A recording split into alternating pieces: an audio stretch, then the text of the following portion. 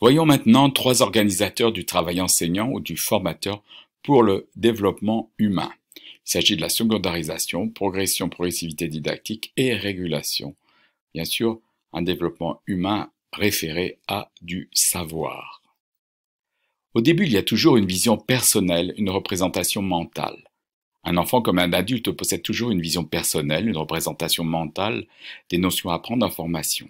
Même s'il s'agit de notions scientifiques, l'apprenant c'est déjà quelque chose. Un apprenant est déjà un sachant qui possède donc des représentations initiales pré-scientifiques. Celles-ci sont des îlots de connaissances sans cohérence entre elles, dépendant de la subjectivité des individus. C'est la traduction en termes fort généraux d'une perception partielle de la réalité. Ces représentations pré-scientifiques résistent au changement. Or, apprendre, c'est transformer ces représentations initiales en représentations scientifiques et ainsi construire le concept. Le concept scientifique fait passer d'une logique perceptive fondée sur les attributs et les qualités, par exemple un corps tombe parce qu'il est lourd, à une logique raisonnée des relations et des rapports. Le corps tombe parce qu'il est soumis à un ensemble de forces que la science physique modélise et explicite. Du passage du pré-scientifique au scientifique, de l'outil à l'objet. Un grammaire, c'est transiter d'une grammaire outil de communication à une grammaire objet d'étude morphosyntaxique afin de maîtriser la langue.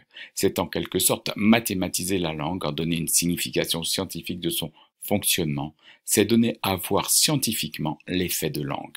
En géométrie, c'est passer d'une perception des objets dans leurs contours et volumes, outil d'appréciation, à un regard mathématisé des objets géométriques avec des attributs spécifiques, comme par exemple triangle, quadrilatère. Les concepts scientifiques ne sont pas des îlots de connaissances, ils sont reliés selon des liens logiques. Ils appartiennent à des champs conceptuels, nous dit Vergniaud, et c'est donc tout l'enjeu de ce travail de conceptualisation. Le passage du pré-scientifique au scientifique, de l'outil à l'objet, est une construction qui exige de secondariser ou construire en objet second décontextualisé et abstrait, nous disent Bautier et Guagou, lequel se pragmatise dans les corpus en des glissements conceptuels selon Clausard. Du glissement conceptuel comme observable de la secondarisation. Le glissement conceptuel est un observable de secondarisation en situation d'apprentissage entendu comme un organisateur de l'activité de l'enseignant permettant de prélever de l'information pertinente. Il est entendu comme quelque chose qui permet de prélever l'information pertinente sur les avancées et les limites de l'apprentissage des apprenants, des élèves, des étudiants. Il offre ainsi la possibilité d'un diagnostic de la situation d'enseignement-apprentissage. Ce diagnostic permet alors à l'enseignant une régulation des apprentissages et d'effectuer un étayage pertinent, pour lequel il peut se référer à des éléments de progression d'apprentissage, à une progressivité. Ce sont des repères pour l'étayage à partir desquels le professeur peut convoquer des variables didactiques, proposer des facilitateurs didactiques. Le glissement conceptuel est aussi un moteur pour faire progresser les élèves dans les apprentissages précis et contextualisés, leur faire adopter une posture dite seconde. Circulation du perceptible sensible local vers le théorique précis et général. De manière générale, l'apprentissage peut se comprendre dans la circulation d'une perception sensible et locale, chargée de sens et d'émotion, vers une théorisation chargée de généralité, d'abstraction et de précision. Tout l'enjeu de l'adoption pour l'apprenant donc d'une posture seconde. Cette circulation permet de réfléchir aux moyens d'étayage de l'efficace, le plus efficace pour l'apprentissage, moyen d'étayage de l'apprentissage le plus efficace afin de réduire les marges d'incertitude, de lever quelque peu l'opacité de l'acte d'apprendre, de mesurer le cheminement cognitif des élèves, et ainsi lutter contre les inégalités d'apprentissage et bien sûr l'échec scolaire, dans la perspective d'un travail professoral de régulation et aussi d'un enseignement plus explicite. Donc c'est vraiment une circulation qui permet de réfléchir dans la planification du formateur à un moyen d'étayage bien efficace. Il s'agit d'étayer la transformation d'activités matérielles en activités cognitives pour abstraire et former de la connaissance, laquelle démarche ne peut s'exenter d'un solide appui sur la spécificité des objets de savoir en jeu. Cet objectif s'appuie aussi sur un principe de conceptualisation progressive et de construction de pensée disciplinaire progressive. Une transition de l'extrapsychique à l'intrapsychique. Le glissement conceptuel constitue une transition du concept outil lorsque la focale est mise sur la perception et la représentation initiale ou bien sur l'usage, qui en effet pour résoudre une question, une problématique, au concept objet lorsqu'il s'inscrit culturellement dans la structure des connaissances socialement reconnues. Le glissement constitue une transformation des connaissances du sujet puis une perception du monde sensible vers une représentation mathématisée de celui-ci, le passage du savoir de l'extrapsychique à l'intrapsychique. Et c'est bien le geste professionnel du glissement conceptuel que provoque l'enseignant qui stimule le glissement, l'emploi de tel type de définition à tel type de palier de développement de la conceptualisation.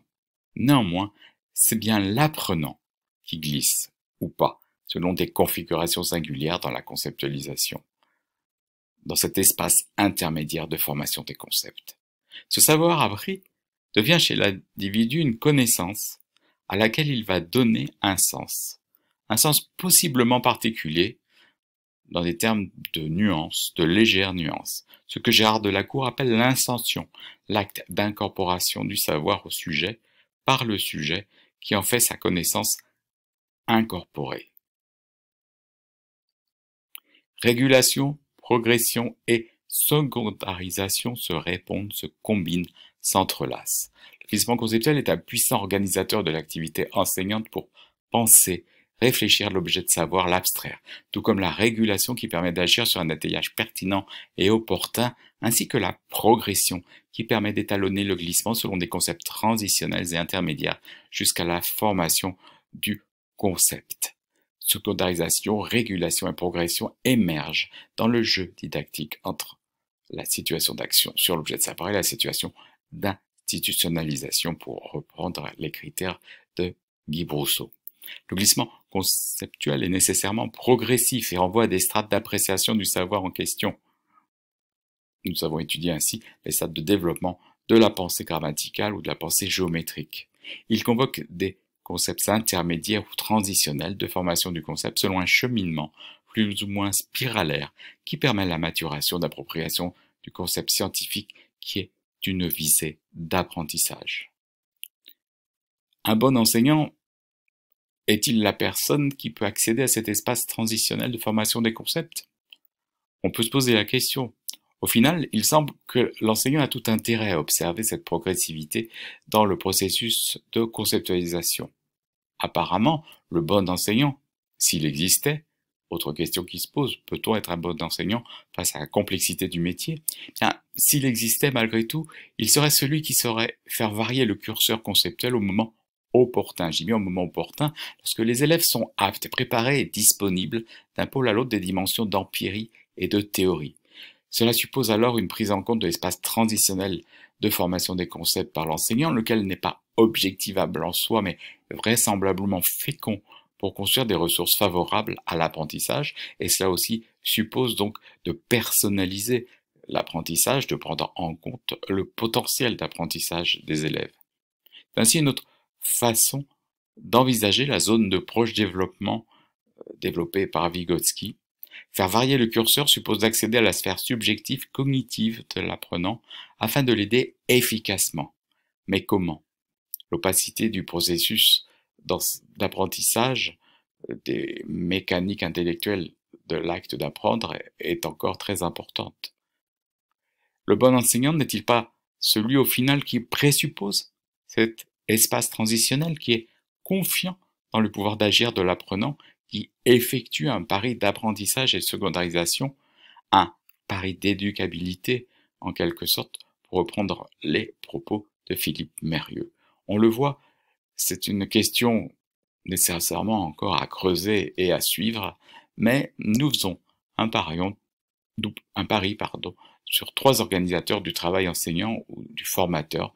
Nous parions pour un développement humain référé et assuré du savoir autour de 3 pôles: secondarisation, régulation, progression, progressivité didactique. Secondarisation, où l'apprenant va exercer de la pensée, qui peut être régulée un exercice de régulation de la pensée par le formateur. La pensée de l'apprenant sera régulée par le formateur selon des principes de progression, de progressivité didactique. Donc il s'agit bien d'exercer de la pensée pour secondarisation au moyen d'une régulation par le formateur qui va tout faire pour étayer de manière personnalisée l'exercice de cette pensée en fonction d'une progressivité didactique. Je vous remercie.